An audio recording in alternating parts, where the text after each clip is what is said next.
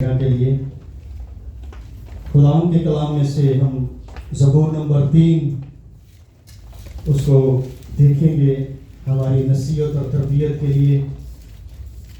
तो 8 आयत पर यह मुश्तमिल है, तो 2 आयत लास्ट वाली हम मिलकर पढ़ेंगे। पहली आयत को मैं पढ़ता हूँ, दूसरी आयत को आप पढ़ें, तो हम मिलकर खुदावंद के नाम को चलाते हैं। आमीन। सो लिखा है, ऐ खुदावंद मेरे सताने वाले कितने बढ़ गए, वो जो मेरे खिलाफ उठते हैं बहुत हैं। बहुत से मेरी जान के बारे में कहते हैं कि खुदा की तरफ से इसकी ईमान ना हो। लेकिन तू ऐ खुदावंद हर तरफ से मेरी सिपर है, मेरा फख्र और सरफराज करने वाला। मैं धन्यवाद से खुदावंद के हुजूर में फरियाद करता हूँ और वो अपने मुकद्दस पद से मुझे जवाब देता है। मैं लेट कर सो गया, मैं जाग उठा, क्योंकि खुदावंद मुझे संभालता है। मैं 10,000 आदमियों से नहीं डरने जा, जो गिरता गिर मेरे खिलाफ सब बसता है। 2 आयत को मिलकर पढ़ेंगे, 7वीं और 8वीं को। उठ ऐ खुदावंद, ऐ मेरे खुदावंद मुझे बचा ले, क्योंकि तूने मेरे सब दुश्मनों को जबड़ा पर मारता है, जबड़े पर मारता है। तूने शरीर को दांत तोड़ डालते, आदमी और निजात खुदावंद की तरफ से है। तेरे लोगों पर तेरी बरकत हो। आमीन। तशरीफ रखिएगा, बैठ जाइएगा। खुदावंद का ये ज़बूर तीसरा ज़बूर है और ये दाऊद का लिखा हुआ ज़बूर है। और इसका जो पस्से मंजर है पहले ही आयत के ऊपर है, वो ये है कि प्लीज कोई भी भाई पढ़ दीजिए। ऐ खुदावन मेरे सताने वाले कितने बढ़ गए। इससे पहले भैया, इससे पहले पस्से मंजर की बात हो रही है। जब वो अपने बेटे अबीसलूम के सामने से भागा, जब वो अपने बेटे अबीसलूम से भागा, ये उसका बेटा था और अपने ही बेटे से ये भागता है। ये शख्स दाऊद मल्टी ब्लेसिंग अपने अंदर रखता था। ये शायर भी था, ये बादशाह भी था, ये अच्छा चरवाहा भी था और सिंगर भी था। मल्टी ब्लेसिंग्स अपने अंदर रखता था ये शख्स, खुदा का बंदा। और ये अपने ही बेटे से भाग रहा है और ये बहुत दर्दनाक वकूआ है, वाकया है कि अपने ही बेटे से भागता है। वो क्यों भागता है?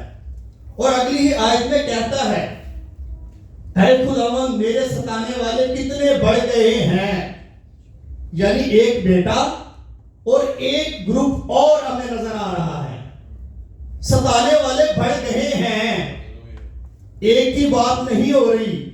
बेटे से तो वो भागा है, लेकिन इसके साथ एक और ग्रुप भी हमें नजर आ रहा है, जो लिखा हुआ है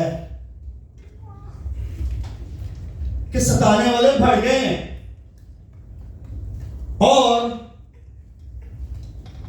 वो जो मेरे खिलाफ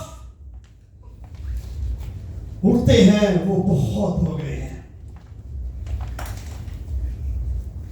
ये खुदावंद का बंदा इस समय में एक तंगी में है, मुश्किलात में है, क्राइसिस में है, परेशानी में है कि उसका बेटा उसके खिलाफ है और एक ग्रुप उसके खिलाफ है। और इसकी जो स्टेटमेंट है दूसरी आयत में लिखा है, क्या लिखा है? पढ़िए सरफराज भाई। बहुत से मेरी जान के बारे में कहते हैं, बहुत से मेरी जान के बारे में कहते हैं कि खुदा की तरफ से इसकी कमान ना होगी, कुम्मत ना होगी। यानी कि वो समझ गए थे कि अब इसको कोई बचाने वाला नहीं है, इसकी कुम्मत कहां से आएगी?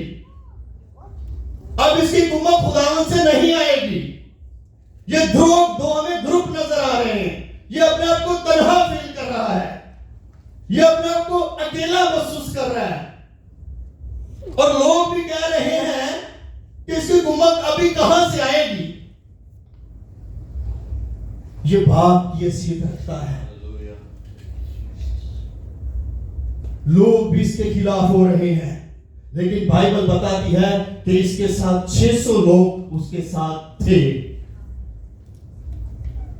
और जब आपका टाइम पीरियड बुरा चल रहा होता है ना, तो जो मैं अपना एक्सपीरियंस आपसे शेयर करने वाला हूं, ध्यान से सुनिएगा।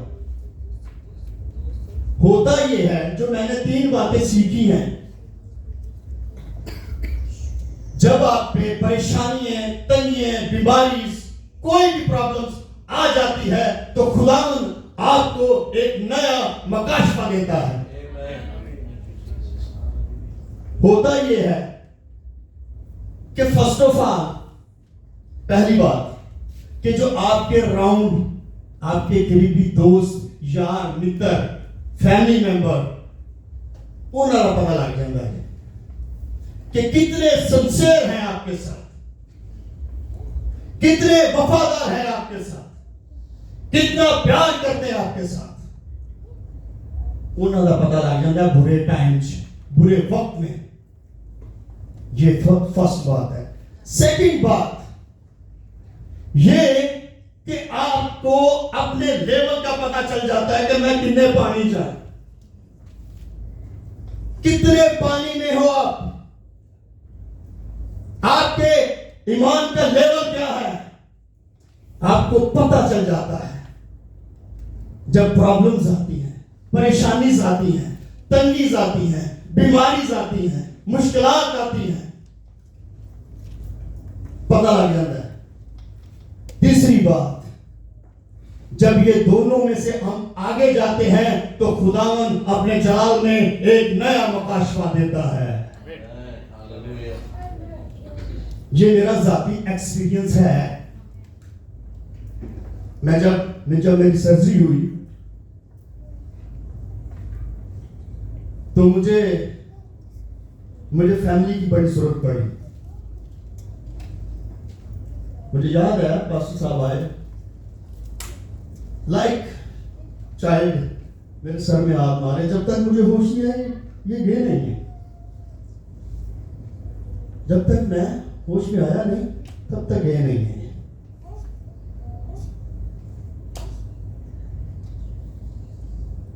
मुझे फील हुआ कि लाइक फादर, अच्छे लीडर की, अच्छे पास्टर की, अच्छे बाप की ये क्वालिटी होती है। यीशु मसीह भी जब कोई उसकी बहन बीमार हो जाती, तो बाइबल बताते हैं कंधे को उठा लेता है। भैया, तो ये कह रहे हैं लोग, तेरी कुम्मत कहां से आएगी? लेकिन उन्हें यह नहीं पता था कि इस शख्स का रिलेशन खुदा के साथ बहुत मजबूत है। हालेलुया। लोग कह रहे हैं, अब इसकी कुम्मत कहां से आएगी? बाइबल में लिखा है, ज़बूर नंबर 121 में 121 में, कि मेरी कुम्मत खुदावंद से आएगी। मलाऊं ने वो शख्स, लांतिया वो शख्स जो किसी इंसान पर भरोसा रखता है, मेरी कुम्मत खुदावंद से है। और ये कह रहा है कि मेरी कुम्मत खुदावंद से है। तीसरे आयत में लिखा है, लेकिन सरफराज में पढ़िएगा, लेकिन तू ऐ खुदावन हर तरफ मेरी सिपर है। लेकिन तू ऐ खुदावन मेरी सिपर है, मेरा फख्र और सरफराज करने वाला है। सिपर जो होती है ना, वो डिफेंस करती है, वो संभालती है दुश्मन के तीरों से, और जो तलवार होती है वो दिफा करती है। वो हमारी सिपर है। याद रखिएगा, खुदावन हमारा फख्र है। वो हमें बाइबल मुकद्दस में लिखा है, सागों की मुसीबतें बहुत हैं, लेकिन खुदावन उसे उठा करा करता है। हालेलुया।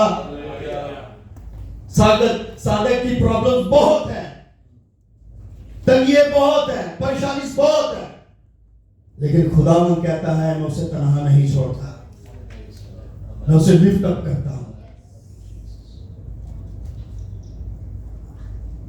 इस वजह से जब भी परेशानियां चाहे वो किसी भी सूरत में आए, तंगी में आए, बीमारी में आए, तो स्लिप नहीं होना, बल्कि स्टैंड बाई रहना है और डेली खुदा के साथ चलना है।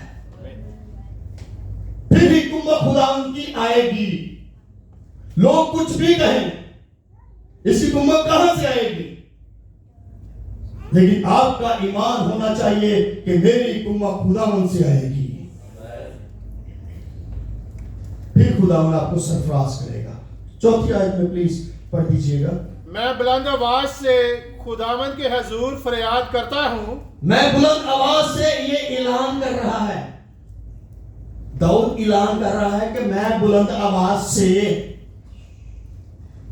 खुदावंद से फरियाद करता हूं। खुदावंद से फरियाद करता हूं। किसी शख्स की तरफ उसकी निगाहें नहीं लगी हुई, वो खुदावंद की तरफ अपनी निगाहें उठाता है, वो खुदावंद की तरफ अपने आप को रखता है, वो खुदावंद की तरफ देखता है। क्या लिखा है? और वो अपने कोहे मुकद्दस पर से मुझे जवाब देता है। वो अपने कोहे मुकद्दस से अपने लोगों को जवाब देता है। आमीन। ऐसा नहीं है कि वो जवाब नहीं देता, वो जवाब देता है। लेट हो सकता है, बाइबल की ये भी टीचिंग है, लेकिन जवाब देगा और नए मकशे के साथ देगा, नई ग्लोरी के साथ देगा, नए जलाल के साथ देगा, नई विजन के साथ देगा। देगा जवाब। ये है उसका ऐलान। और ये कोई आम आवाज से नहीं कर रहा, बाइबल में लिखा है कि बुलंद आवाज से, क्योंकि ये एक जंगजू था, तो इसकी जो स्टेटमेंट है तो वाकई वो भी जंगजू जैसी है। ललकार से, बुलंद आवाज से, एवं नहीं। साड़ी दे कदी कदी दुआ जी है ना, एस फ्लोर तो नहीं जाती, कदी कदी स्टेज तक नहीं पहुंचती, लेकिन वो ललकार से, बहादुरी से कहता है, फिर ही खुदावन मोजा करता है। आमीन। 6वीं आयत में लिखा है, 5वीं आयत में लिखा है, मैं लेट कर सो गया, मैं लेट कर सो गया, मैं जाग उठा, मैं जाग उठा, क्योंकि खुदावंद मुझे संभालता है। क्योंकि खुदावन मुझे संभालता है। हालेलुया। जब आप सो जाते हैं, रिस्टोर। बाइबल मुकद्दस में एलिया भी सोया। अच्छा, ये दाऊद भी भागा था, जाग में जाके छुप गया था, एलिया भी भागा था, लेकिन खुदावन ने वो कुछ टाइम के लिए रिस्टोर हुआ, सोया। ये शख्स भी सोया। लाइक डोंट फिकर, कोई मसला नहीं। जिन्हें लिखा है कि वो सो गया और एक सुता जे कड़ाड़े मार दे, लाइक डीप नींद में वो सोया। उसे कोई फिक्र नहीं थी, क्योंकि उसे पता था कि मेरा खुदावन मेरी जंग लड़ने को है। हालेलुया। वो सो गया था और बड़े ईमान के साथ, नए लेवल में और नई बुशारत के साथ खुदावन के जलाल के लिए खड़ा हुआ। एलिया भी सो गया था। एलिया भी मौत मांग रहा था, मेरी मृत्यु हो जाए, मैं मर जाऊं, लेकिन खुदावन ने उसे तकवीयत दी और उसके फरिश्तों ने, उसके दूतों ने उसे तकवीयत दी। बाइबल कहती है इस शख्स को भी खुदा उनका कलाम और खुदा ने तकवीयत देता था। यह बेफिक्र होके, बेडर होके सो गया और फिर नए जलाल के साथ उठ खड़ा होता है, नए मकाशे के साथ उठ खड़ा होता है, नए इनकलाब के साथ उठ खड़ा होता है। 7वीं आयत, कौन सी आयत है? 6वीं आयत। मैं इन 10,000 आदमियों से नहीं डरने का मैं इन 10,000 आदमियों से नहीं डरने का जो गिरदा गिर्द मेरे खिलाफ सफ बसता है। सफे बसता है, यानी मेरे लागे जागे ने लाइक अराउंड मैनू घेरिया। मैं डरने का नहीं, खुदावंद मेरे साथ है, मेरी कुम्मत खुदावंद से है, उसके कलाम से है, उसकी बुशारत से है, उसकी हजूरी से है। 10,000 लाइक एक आर्मी, एक बड़ी फौज, लेकिन फिर भी ईमान में मजबूत है। अकेला है, बेटा भी उसके खिलाफ है, चर्च भी उसके खिलाफ है, पूरा ग्रुप उसके खिलाफ है। फिर खुदावंद ने कहा कि 600 बंदे हाले हैं नहीं, 600 लोग अभी हैं। जैसे एलिया को कहा था कि 450 लोग अभी हैं। खुदावंद अपने लोगों के साथ कलाम करता है और इन्हें बताता है। आमीन। अगली आयत में सरफराज भाई, उठ है खुदावंद, उठ ऐ खुदावंद, उठेगा खुदावंद, मेरे खुदा मुझे बचा ले, मुझे बचा ले, क्योंकि तूने मेरे सब दुश्मनों को जबड़े पर मारा है। जबड़े पर मारा है, तूने शरीरों के दांत तोड़ डाले हैं। शत्रु के दांत खुदावंद ने तोड़ डाले हैं, यीशु मसीह ने तोड़ डाले हैं। उसने कहा, ऐ मौत तेरी फतह कहां गई, ऐ मौत तेरा डंक कहां गया। उसने जबड़े को तोड़ डाला है। हाँ, जिसने कहा था मैं मर गया था, अब जिंदा हूं और अब दोबारा जिंदा रहूंगा, उसने जबड़े को तोड़ डाला है, वो जिंदा है। आमीन। आखिरी आयत है, नजात खुदावंद की तरफ से है, निजात खुदावंद की तरफ से है। तेरे लोगों पर तेरी बरकत हो, तेरे लोगों पर तेरी बरकत हो। निजात सिर्फ यीशु मसीह में है। सुन लीजिए, बहुत से फकीर आए, बहुत से पैगंबर आए, बहुत से रसूल आए, बहुत से नबी आए, बहुत से फकीर आए, सिर्फ यीशु मसीह के वसीला से निजात नहीं है। वाहिद यीशु मसीह निजात का वानी है। एक वाक्य मुझे याद आ रहा है, उसके बाद क्लोजिंग करेंगे। जब मार्था और मरियम, जब लाजर मौत उसकी हो गई, तो मार्था जब लाजर बीमार था, सुन लीजिए, जब लाजर बीमार था तो यीशु मसीह को मैसेज भेजा गया। मे भी हो सकता है हफ्ता लग गया हो, 10 दिन लग गए हो, लेकिन यीशु मसीह आया नहीं। बात चीजें, सुन लीजिए, बात चीजें खुदावंद होने देता है। यीशु मसीह जान के नहीं आया, वो बिजी था। और आपस में उनकी डिस्कशन हो रही है, मार्था और मरियम की गपशप हो रही है। देख लो, मैं यीशु मसीह पे पैगाम भेजा है तो यीशु मसीह आया ही नहीं। देखो, यीशु मसीह बड़े होंगे सा, मैं तो पराठे बना के देती सा। उन्होंने खिदमत भी की यीशु मसीह की और उसके शागिर्दों की। देखो, यीशु मसीह आया ही नहीं। बास टाइम यीशु मसीह हमारी जिंदगी को कुछ चीजों को अलाउ करता है, होने देता है, परेशान नहीं होने देता। अगर यीशु मसीह पहले आ जाता तो खुदाम का जलाल ज़ाहिर ना होता। जब यीशु मसीह आए तो बाइबल में लिखा है कि लाजर मर चुका था। ते भैना दुवे भैना शिकवा गिला कर रही है यीशु मसीह नाल। हुण आ गए तुसी, अब तो लाजर मेरा भाई मर चुका है। यीशु मसीह ने बड़ा खूबसूरत जवाब दिया, अगर तू खुदावंद पर ईमान रखती है तो उसके जलाल को देखेगी। अगर तू ईमान रखता है तो उसके जलाल को देखेगा।